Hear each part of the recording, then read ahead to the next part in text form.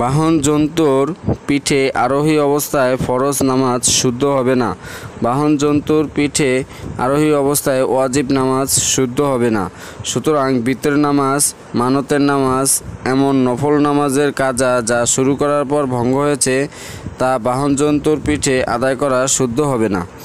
যদি নামাজির কোনো ওজর থাকে, যেমন ভূমিতে অবতরণ করলে নামাজি শত্রুর আক্রমণের আশঙ্কা করে, অথবা কোনো হিংস্র প্রাণীর আক্রমণের আশঙ্কা করে, অথবা বাহন যন্ত্রের অবাধ্যতা করার আশঙ্কা করে, অথবা স্থান যদি কর্দমাক্ত হয়, তাহলে বাহন জন্তুর পিঠে তার জন্য নামাজ শুদ্ধ হবে, নামাজ ফরজ হোক বা ওয়াজিব হোক। অনুরূপভাবে নামাজি ব্যক্তি যদি নিজে বাহনের পিঠে আরোহণে সক্ষম না হয় এবং আরোহণ করিয়ে দেবে এমন কাউকে না পায়, তাহলে বাহন জন্তুর পিঠে নামাজ শুদ্ধ হবে। সুন্নতে মুআক্কাদা বাহন জন্তুর পিঠে জায়েজ আছে, তবে ফজরের সুন্নতের জন্য নামাজি ব্যক্তি বাহন যন্ত্র থেকে অবতরণ করবে, কারণ ফজরের সুন্নত অন্য সকল সুন্নত অপেক্ষা বেশি গুরুত্বপূর্ণ। যদি শহরের বাইরে বাহন যন্ত্রের ওপরে নামাজ পড়ে, তবে বাহন যন্ত্র যেদিকে ফিরে সেদিকে ফিরে ইশারা করে নামাজ পড়বে।